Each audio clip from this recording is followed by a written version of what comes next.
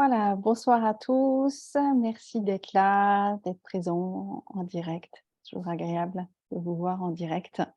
Donc merci. Ce soir, on accueille à nouveau Daniel qui est déjà intervenu chez Home Live et qui très gentiment a accepté de revenir nous partager ses connaissances. Merci Daniel d'être là. Avec plaisir. Donc, pour ceux qui ne la connaissent pas encore, Danielle, est formée en médecine traditionnelle chinoise, à l'école de Vincennes, à côté de Paris. Vous êtes également formée en sophrologie, tout ce qui est gestion du stress. Vous avez accompagné beaucoup de sportifs. Vous accompagnez aussi les femmes dans les différentes, transitions de vie.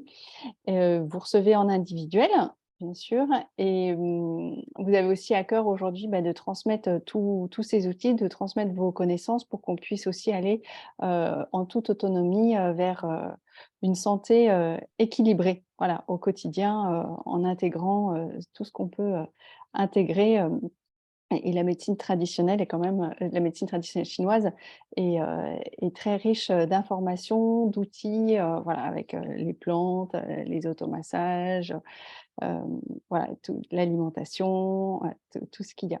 Donc ce soir, on va parler d'immunité et d'immunité, en lien avec l'astrologie, chinoise puisque c'est un petit peu le thème du moment avec le nouvel an chinois. Donc peut-être en introduction, Daniel, vous pouvez, nous rappeler, les grands fondements rapidement, hein, les grands fondements de l'astrologie chinoise, puisqu'en astrologie chinoise, selon le zodiaque, chaque année est représentée par un signe et non pas chaque mois, heu, comme notre zodiaque à nous, traditionnel. Mais je vous laisse, présenter un petit peu l'astrologie chinoise. Oui, alors en fait, le problème, c'est qu'il y a des dizaines de systèmes d'astrologie chinoise, en fait, parce que ils ont utilisé beaucoup de choses avec des décalages par rapport à la date de la lunaison, avec la date euh, officielle du départ du printemps. D'ailleurs, cette année, je le souligne, peut-être vous avez constaté qu'on parlait du nouvel an le 23 en Chine, alors que la nouvelle lune était la veille. Bon, voilà, c'est un des accros qui arrivent. Alors bon, il faut savoir que les empereurs chinois, en fait, avaient interdit la pratique de l'astrologie dans leurs cours parce qu'ils craignaient que les adversaires utilisent pour déterminer les périodes de faiblesse, donc, pour les renverser, en fait. Donc, c'était sous le manteau, c'était, voilà, donc il y avait des choses autour de ça qui étaient très particulières, on va dire. Et donc, pour revenir aux exemples, bon, il y a des systèmes, je vais donner juste quelques noms parce qu'en fait, tout ça pour vous dire que selon comment vous allez chercher, vous allez tomber sur des choses qui vont vous sembler très proches de ce que je vais dire, sur d'autres un peu moins. Voilà, il faut savoir qu'il y en a plein. Il y a le système des 28 demeures lunaires, le système des 9 étoiles, le système connu des 4 piliers du destin. Voilà, moi en fait, ce que j'utilise, c'est le calendrier traditionnel lié à la lunaison, en fait. Je suis très, voilà, comment dire, branchée dans le sens, voilà, et je l'utilise pour le travail autour des bilans de santé que je fais aussi à distance. Hein, je ne travaille pas qu'en cabinet. Et donc, je m'appuie donc vraiment sur les lunaisons. Donc, en fait, chaque signe, il y en a 12, donc en tout, chaque signe est relié à un méridien. Voilà. Et les 12 méridiens sont croisés avec ce que l'on nomme la loi des 5 éléments. Donc, ce qui fait que pour revenir sur un même signe exactement, il faut 60 ans. Donc, on peut dire qu'on a un siècle chinois quand on a 60 ans. On est repassé sur son signe. Voilà. Donc, en fait, chaque signe est associé, je vais vous les dire, hein, comme ça pour le plaisir et aussi pour ceux qui ne connaissent pas du tout. C'est intéressant comme information. Alors, en fait, il y a une légende qui est venue dessus. Ils avaient, à mon avis, je n'ai pas trop fouillé là-dessus, mais à mon avis, enfin, le système était, comment dire, codifié depuis très longtemps, mais on va dire depuis 2500 ans, mais à peu près 400-500 ans avant notre ère, hein, avant Jésus-Christ, il y a eu beaucoup de légendes qui se sont mises en route. Et là, il y a eu une légende qui a été faite, donc en fait, autour d'un empereur particulier qui, soi-disant, a appelé les animaux. Vous verrez ça dans les légendes. Ceci dit, oui, on s'est appuyé là-dessus et c'est pas mal associé parce que on pourra en reparler, mais chaque animal donc, qui était lancé dans cette fameuse course, dans la légende, a des caractéristiques que l'on retrouve bien vraiment dans l'association aux méridiens et aux caractéristiques. Alors, le rat est arrivé le premier, est associé à la vésicule biliaire. Alors, pourquoi le rat est arrivé le premier? Mais dans la légende, on dit qu'il s'est accroché à l'oreille du buffle, qui vient en second, et puis qu'au dernier moment, sur la ligne d'arrivée, il a bondi en avant, donc il est arrivé le premier. Voilà. Donc, le rat, associé à la vésicule biliaire, le buffle ou bœuf qui est associé au foie, le tigre qui est associé au poumon. Ça, c'était l'année que l'on a quitté, 2022. Le lièvre, lapin, chat que l'on voit cette année, c'est le gros intestin.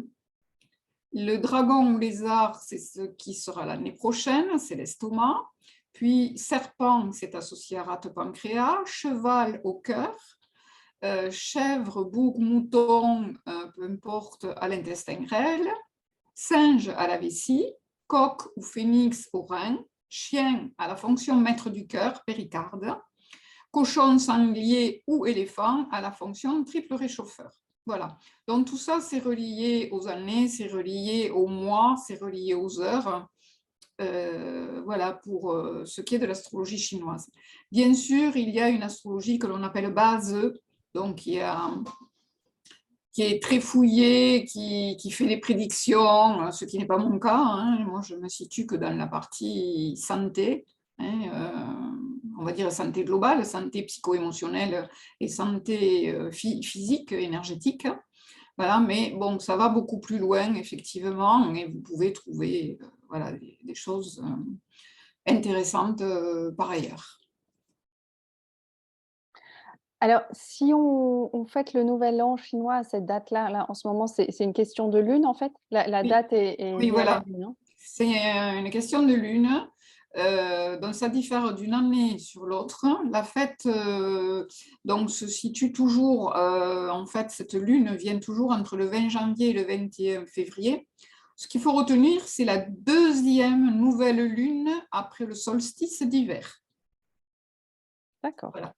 Et donc, le nom supplémentaire qui est donné, on ne dit pas nouvel an en chinois là-bas, on appelle ça la fête du printemps, parce qu'en fait, c'est le printemps qui démarre à ce moment-là. C'est ça. Les jours, en fait, commencent à rallonger, la sève commence à remonter un petit Oui, peu, enfin, tout doucement, quoi. la nature bouge, oui. D'accord. Alors, on va pas trop, s'attarder, sur le passé, mais juste quand même, rapidement, pour revenir un petit peu sur, l'année dernière. Est-ce que vous pouvez juste nous rappeler quel signe on quitte, puis quelles Alors, étaient les caractéristiques, voilà, de ce signe? oui, je l'ai dit tout à l'heure, là, c'était Mmh. le signe du tigre, en fait, le tigre de l'eau, le tigre noir, relié au poumon. C'était le pôle yang de l'énergie taïyin, en fait. Alors, c'était une énergie donc centrée sur le poumon hein, en tant qu'organe et avec des caractéristiques, bien sûr, bien particulières qui ont influencé l'année, voilà, on va dire, pour faire vite. Oui, bah, voilà, parce que du coup, ce Ça qui sert nous à rien intéresse, de voilà, rester, voilà, maintenant, de c'est rester non, mais c'était pour qu'on se situe un petit peu et donc maintenant pour cette année, donc on rentre dans l'année du lièvre ou du chat, hein, c'est ça? Oui. Enfin, du lapin. Donc vous pouvez nous parler un petit peu de cette année, du signe dans lequel on est en train de rentrer, puis quelle est un petit peu la symbolique générale de ce signe? Oui, alors bon, là on va prendre un petit peu plus de temps. Je vous en prie, allez-y, Et on vous donc, écoute. dans l'énergie du Yang Ming, et c'est le pôle Yang de l'énergie Yang Ming. C'est le chat qui est relié avec l'énergie donc, de l'eau aussi. C'est donc le chat noir, le lièvre noir ou le lapin noir. Donc ça, c'est selon les pays asiatiques, ils n'emploient pas tous les mêmes dénominations. C'est la même chose pour bœuf et buffle, pour chèvre, mouton, etc., pour bon, coq et phénix. Bon. Mais c'est toujours les mêmes caractéristiques en fait qu'il y a derrière, enfin, même si les noms diffèrent légèrement en fait. Alors cette énergie, donc en fait, c'est une énergie qui est une énergie donc qui fait que l'on est tourné vers l'évacuation hein, de certaines choses. Et puis, avec un côté, on va dire, alors là, je ne parle pas santé, je parle un côté général, un côté très branché sur la critique, parce que donc, en fait, on va dire quelque part, c'est séparer ce qui est pur de ce qui est impur, évacuer l'impur dans un sens impur, dans un sens de chose qui n'est pas utilisable pour la créativité. Donc ça donne un côté la critique à l'année qui pourrait y avoir comme, comment dire, comme toile de fond hein, au niveau des choses. Après, il y a un côté tourné vers tout ce qui est action très concrète au niveau matériel. Donc, ça peut favoriser toutes les activités de bricolage, de jardinage, enfin, toutes les choses qui vont dans ce sens-là, qui pourraient se développer ou être favorisées, ou en tout cas, si on a envie de s'y lancer, c'est peut-être le bon moment de reprendre le tricotage ou de reprendre le jardinage. Voilà, ça peut être. Je pense que ce qu'il faut dire là, c'est que c'est un lien avec le fait que ce méridien court au niveau du pouce, de l'index, pardon, comme ça, le long du bras, vient passer à l'épaule et se termine au niveau du nez. Donc, les bras peuvent être actifs, si vous voulez.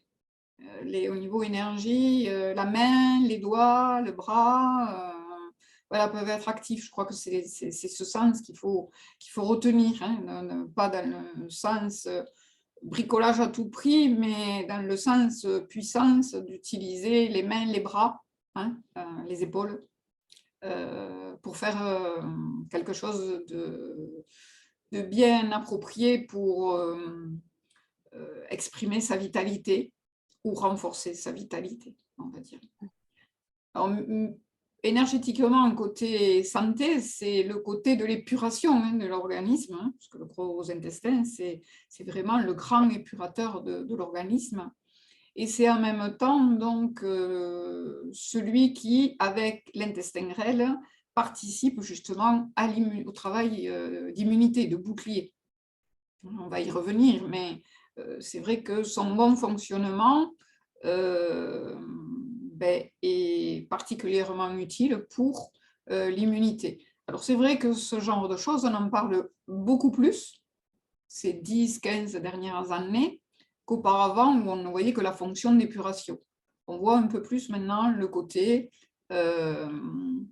importance par rapport à l'immunité. Et c'est vrai que l'épidémie de Covid étant passée par là, ça a renforcé, je pense aussi, la communication autour de l'importance d'avoir un bon fonctionnement du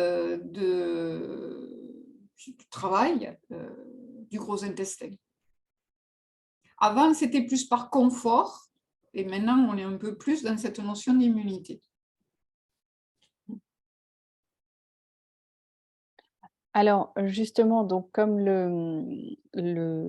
l'organe qui est en lien avec le signe de cette année, c'est le gros intestin, quelles peuvent être les faiblesses qu'on rencontre qui vont baisser son fonctionnement? Comment peut-on le stimuler?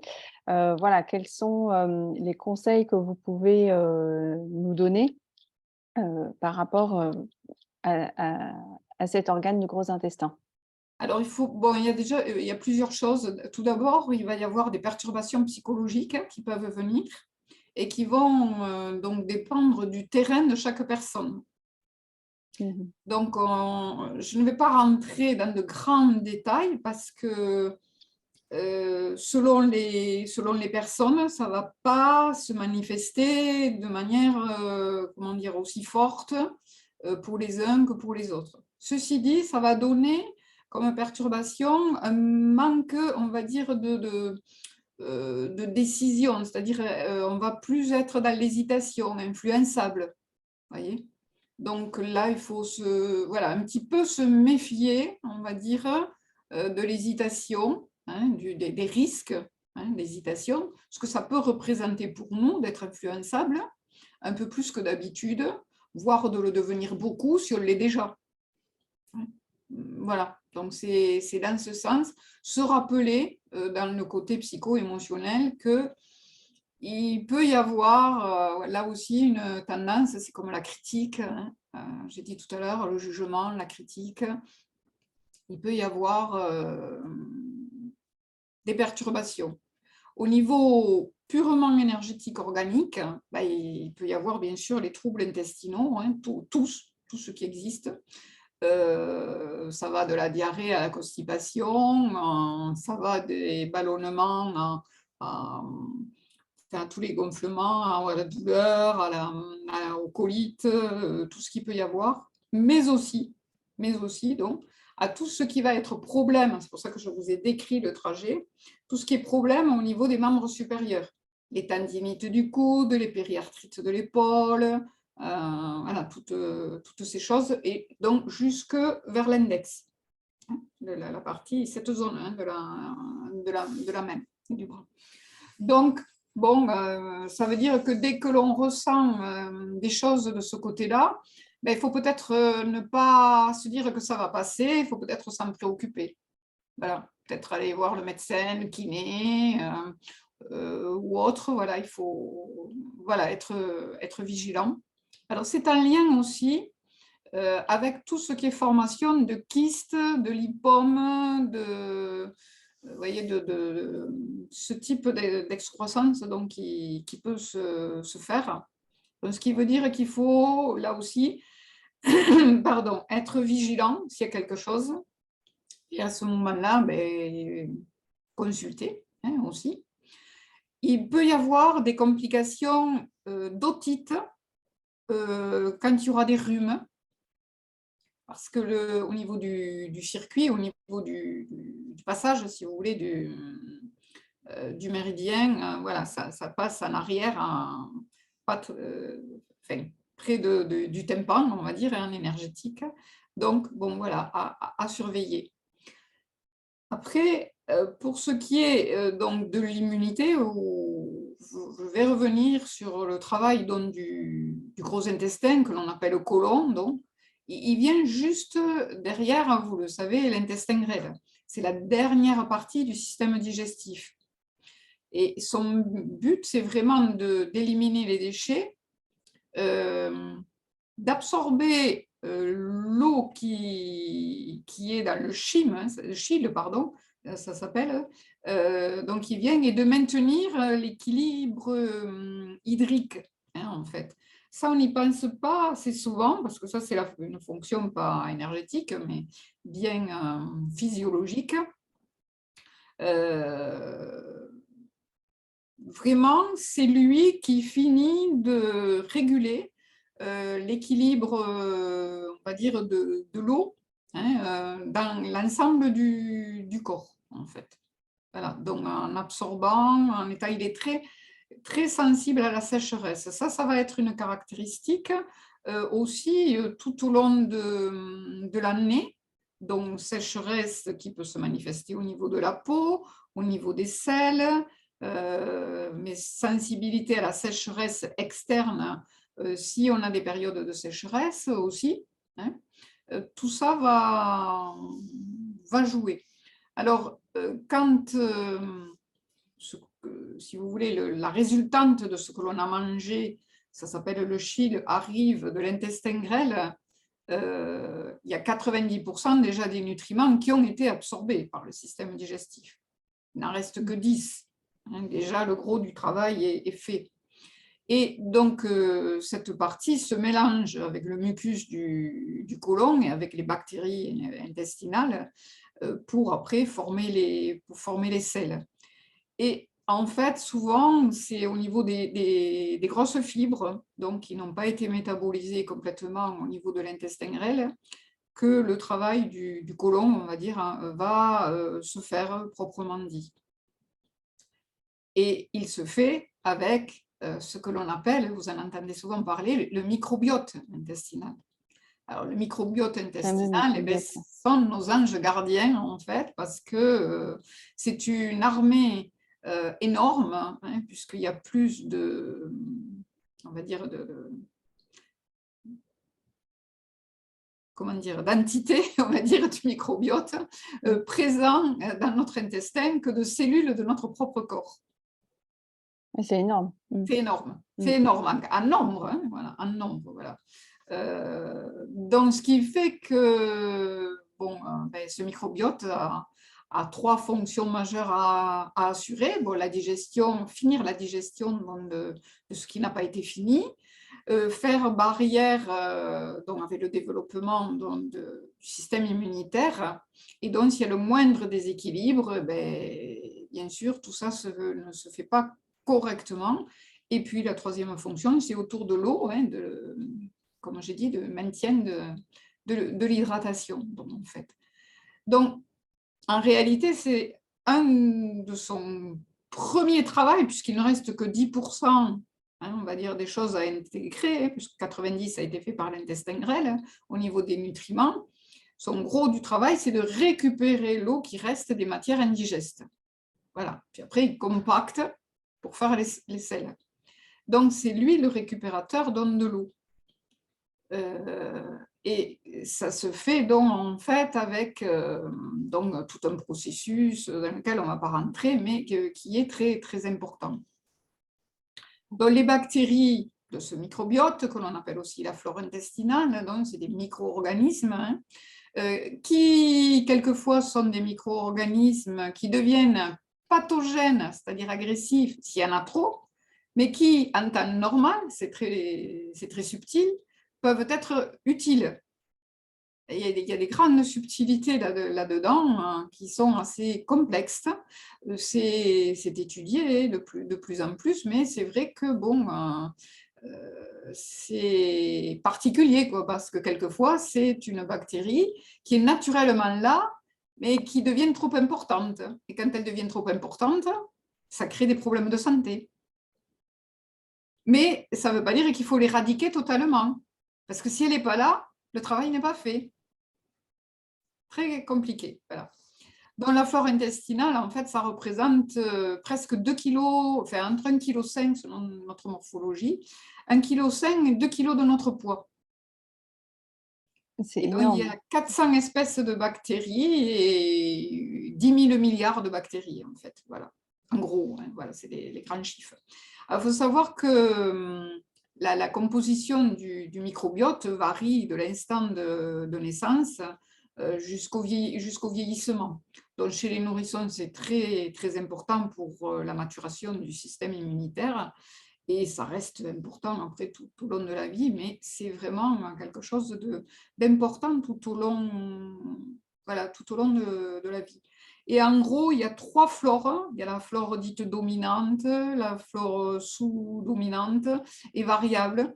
Alors, c'est celle qui est variable, en fait.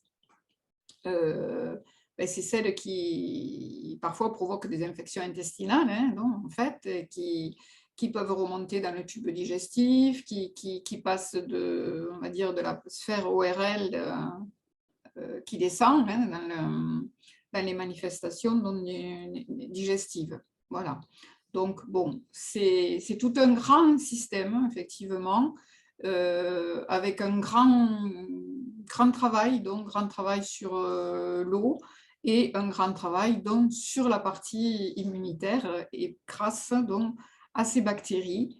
Et c'est quelque chose dont cette flore, elle est très fragile. Elle peut, vous le savez, avec des antibiotiques donc, qui ne font pas la différence, ou avec des chimiothérapies pour les cancers, diminuer, hein, et l'équilibre ne pas être correct. Et du coup, ça modifie le transit. Il peut y avoir des déséquilibres, bien sûr, qui viennent de l'alimentation, mais souvent, c'est à cause des médicaments hein, aussi qu'il se passe des choses. Il faut savoir que le stress aussi va jouer hein, aussi sur ce déséquilibre. Voilà. Donc, il y a beaucoup, voilà, il y a beaucoup de choses qui sont en lien donc, avec ce travail du gros intestin. Il faut retenir que c'est un grand réservoir du microbiote, qu'il s'occupe donc de capter l'eau, hein, donc la sécheresse lui est contraire. Hein, voilà. Il faut retenir après qu'effectivement, il est en lien avec le bouclier immunitaire et que s'il n'y a pas un bon microbiote, le bouclier immunitaire est affaibli automatiquement. Oui, donc on comprend bien pourquoi l'intestin grêle, qui est l'organe de l'année, est vraiment en Non, c'est le lien. gros intestin. Le gros intestin, pardon, est vraiment en lien avec l'immunité, puisque tout vient du microbiote. Voilà. Alors, est-ce que vous pouvez rapidement nous rappeler les grands piliers en médecine traditionnelle chinoise de l'immunité avec la loi des 5 éléments et la loi yin-yang? Oui, alors, donc, On l'avait déjà vu, mais pour ceux qui nous oui, resuivent, il y a voilà. deux grandes lois en médecine traditionnelle chinoise, donc la loi du yin et du yang, dont en fait, le yin, on va dire, pour résumer, c'est la matière, le yang, c'est ce qui donne la forme à la matière et la direction, le mouvement. Et un engendre l'autre, dont vous connaissez le signe du Tao, hein, donc avec ces espèces de formes comme des sortes de poissons, un à contresens de l'autre. Quand le yin donc grandit, le yang diminue, et quand le yang devient prépondérant, c'est le yin qui est tout petit. Et c'est sans arrêt. Et il y a toujours du yin dans le yang. Et c'est absolument tout dépend de cette loi, en fait. Donc, on s'en préoccupe dans ce que je pratique, donc tout ce qui est lié pour la santé avec l'énergétique, donc avec ces lois. Mais c'est vrai dans le feng shui, c'est vrai donc avec le qigong aussi que j'utilise, dans le douyin, dans les arts martiaux, pour tout, absolument pour tout. Tout est vu à travers cette loi. C'est yin, c'est yang. Voilà, c'est plus yin que yang, c'est plus yang que yin. Voilà. Et c'est toujours une question d'équilibre en permanence. Ce qu'il faut retenir, c'est ça. C'est que si vous regardez le signe du Tao, c'est toujours la même quantité, mais il y a plus de l'un ou plus de l'autre. Et il y a un moment donné, voilà, où il y a autant de l'un que de l'autre. Voilà. Et en fait, c'est de toujours garder l'équilibre entre les deux. C'est à partir du moment où il n'y a pas l'équilibre suffisant qu'il y a donc des symptômes, on va dire, qui viennent. Voilà. Pour la loi des 5 éléments, alors là, c'est un petit peu plus complexe, en fait, c'est que sont associées donc les énergies. Alors, c'est un regard, c'est une civilisation agraire, hein, donc en fait, les illettrés, il fallait que tout soit imagé. Et donc, ils ont pris appui sur la nature. Donc, ils ont imagé les choses avec l'énergie du bois, l'énergie du feu, l'énergie de la terre, du métal et de l'eau. Et tout ça, ils l'ont associé donc, en fait, dans leur compréhension avec les saisons. Donc, il n'y a pas 4 saisons comme nous, il y en a 5. Ils l'ont associé avec les organes hein, du corps. Par exemple, l'énergie du bois comprend le foie et la vésicule biliaire. L'énergie du métal comprend le poumon et le gros intestin. l'énergie de la terre, rate, pancréas et estomac. L'énergie du feu, ben là, il y en a 4. Il y a le cœur, l'énergie maître du cœur, le triple réchauffeur et l'intestin grêle. Et l'énergie de l'eau, c'est les reins et la vessie. Voilà. Donc, ces 5 éléments se succèdent dans la circulation de l'énergie dans le corps, se succèdent au niveau des saisons et se soutiennent les uns les autres quand on est dans un bon cycle d'engendrement. Donc on dit par exemple, et c'est la nature, que le bois, c'est la mère du feu, la maman, hein, la mère, voilà, la maman du feu, parce qu'il faut mettre du bois dans le feu pour que le feu soit bien nourri. Le feu est la mère de la terre, et etc. Hein, chaque chose voilà, se correspond. Il y a une loi de contrôle. Donc, par exemple, la loi de contrôle, bon, on la comprend très bien, c'est par exemple le métal qui contrôle le bois.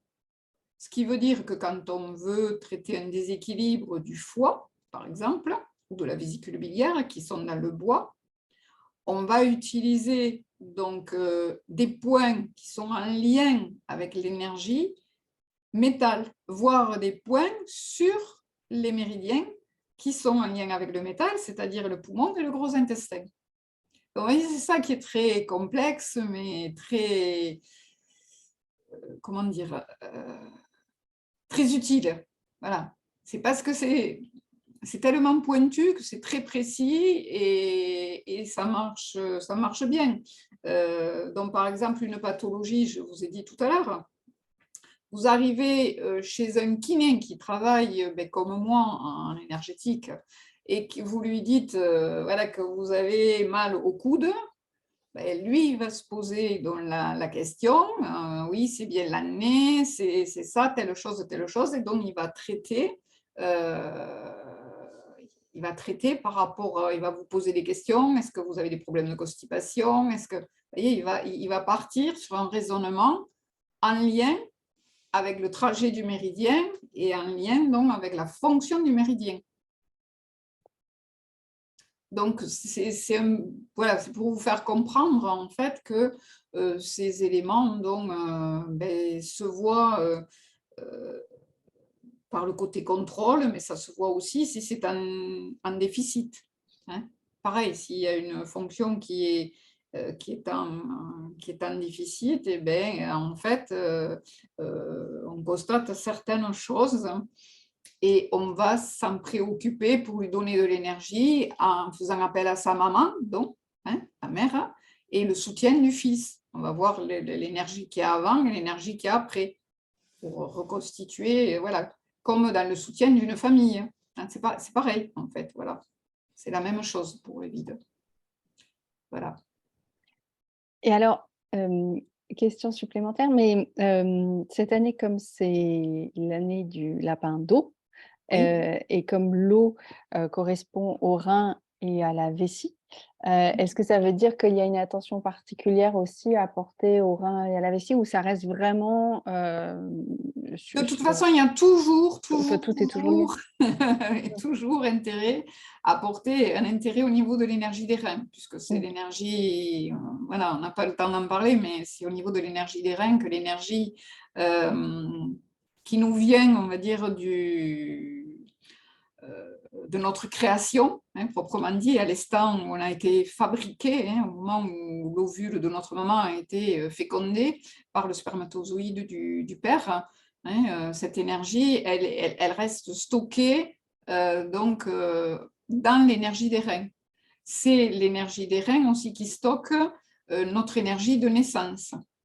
Et c'est lui qui sert de secours quand on a une fonction qui est déficiente. Donc, par exemple, si à un moment donné, on a l'énergie, on va dire, on va prendre de l'estomac, hein, pour ne pas parler du gros intestin, qui est, comment dire, malmené, hein, et qui n'arrive pas à fonctionner comme il faut, eh bien, l'énergie va être appelée, si elle est manquante, au rein. C'est le rein qui va devoir en fournir. Voilà. Donc, il faut toujours s'occuper des reins. quel que soit le signe. Voilà. Ça, D'accord. c'est la première règle. La deuxième, c'est que oui, le rein est vessie parce que c'est relié à l'eau et parce que c'est quand même le gros intestin qui s'occupe de garder l'eau donc qu'il faut pour le corps au niveau de la fin de la digestion des aliments. Je l'ai dit tout à l'heure, c'est son grand travail. Voilà. Donc, comme cette année, c'est un lien avec l'eau, il faut être et que la sécheresse lui est préjudiciable, et il faut, voilà, faut effectivement avoir une vigilance à ce niveau-là.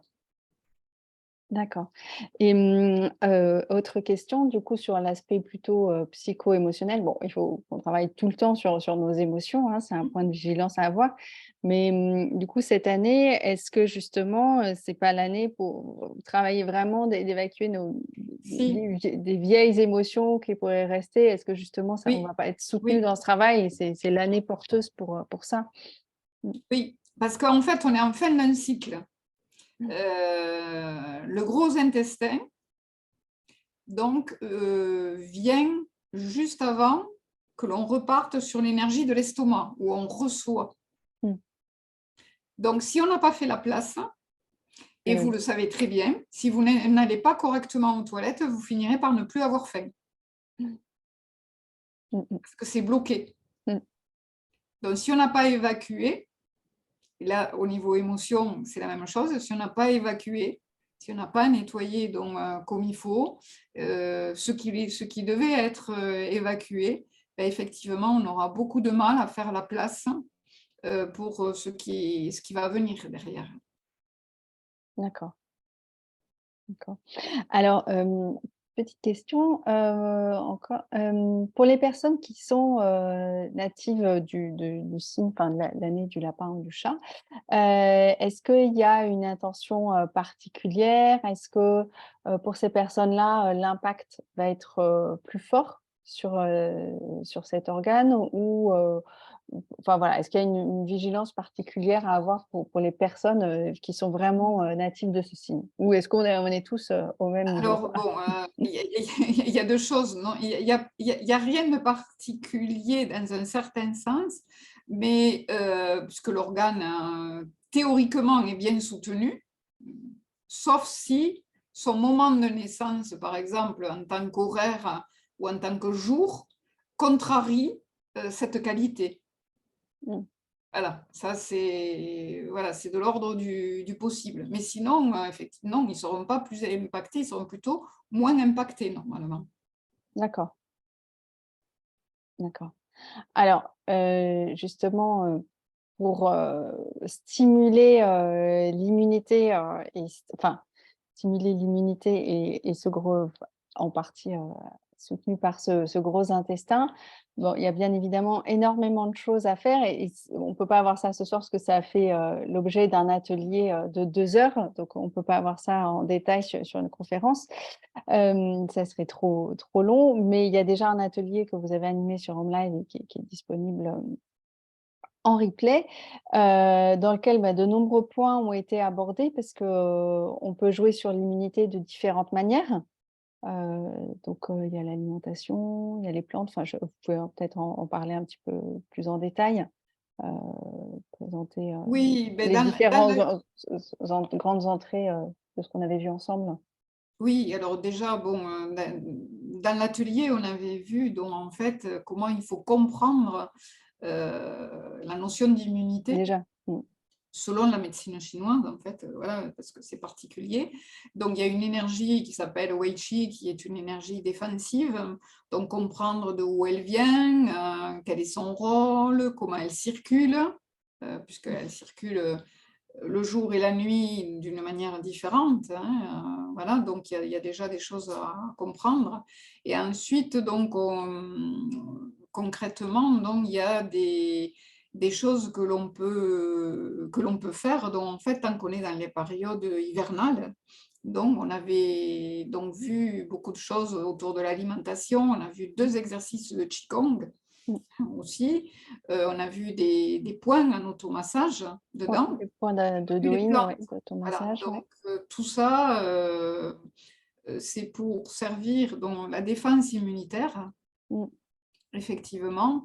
Et c'est voilà, c'est quelque chose donc de complet, comme vous l'avez dit, mais il Mm. faut, voilà, on ne peut pas le faire ce soir. Non, non, qui n'est pas centré d'ailleurs que sur le gros Non, intestin, hein. voilà, On parle, dans cet atelier, on parle d'immunité en général. Là, c'était ce qu'on voulait ce soir, c'était vous présenter un petit peu oui. voilà, le gros intestin, qui est le signe de l'année, euh, qui est en lien avec le signe de l'année, voilà, qui est l'organe qui peut attirer toute notre attention, particulièrement cette année. Voilà, l'aspect émotionnel aussi qui va être important. Euh, donc voilà, je ne sais pas si vous avez d'autres questions, n'hésitez pas à les poser. Je pense qu'on a fait un tour assez complet là, de ce qu'il y avait à voir.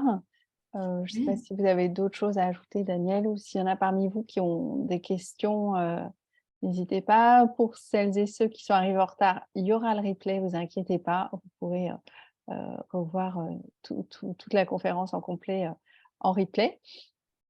Mais voilà. Alors, moi, ce que je peux rajouter, c'est que, bon, effectivement, le lapin, le lièvre ou le chat, voilà, a comme caractéristique aussi de rester vigilant à ce qui se passe autour et de d'étaler d'un coup, hein, s'il y a un danger. Donc, ben, ça va être vrai dans le psycho-émotionnel, hein, effectivement. Donc, euh, il faut en prendre, comment dire, acte que ça va jouer pour nous. Puis aussi, c'est le côté donc plus tranquille, hein. En fait, un chat, c'est quand même plus tranquille qu'un tigre, hein, par rapport à ses énergies. Donc, on rentre quand même normalement dans une période qui devrait être plus tranquille globalement pour nous. Du moins, voilà, on va l'espérer.